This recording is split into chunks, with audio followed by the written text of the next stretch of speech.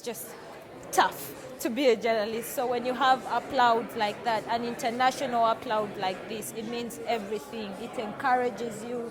It makes you feel like it's worth it. Like every time you're doing one of those stories that are very uncomfortable, which journalism should be, you know that maybe someone will notice this and I'll get to come to London and just experience this. We love what you're doing. They may not put it in words, but this is what this award is saying. And what it could do for the journalists, what the Thompson Foundation could do, awards like this could do for journalists, would be just encourage them. Also, it sets a bar. Because I know back in my country, everyone is wondering, okay, how come Carol got to go to the UK? How come she got, shortlisted and then made it to the top 3? What is the Thompson Foundation? Should we check it out? I had people asking, when is the next time and what are they looking for?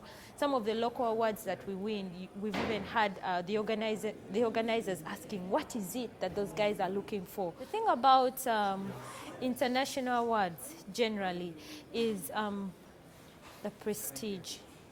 2, it starts to feel like you've left here, you're now there.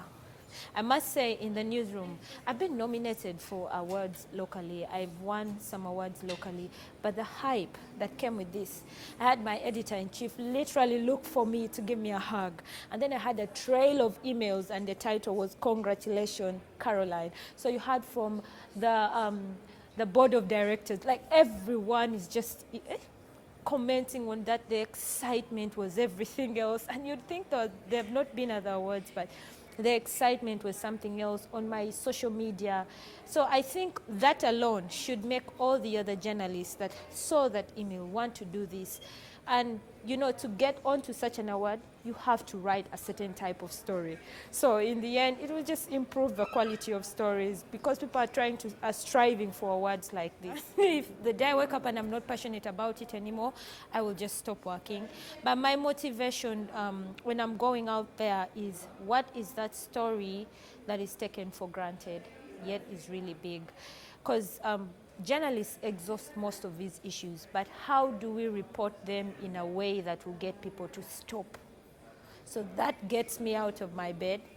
It will take me, when everyone else is probably waiting for a press statement, I'm thinking, if they say maybe there's been a stock out of ARVs in the country, that is not a story to me. I usually ignore that. What I do is go find the people in those places that are suffering from, would be affected from that.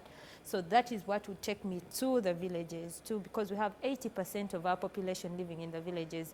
So what that does is just get me out of bed and take me to those far places to find those stories, and that's how these stories in the city make sense.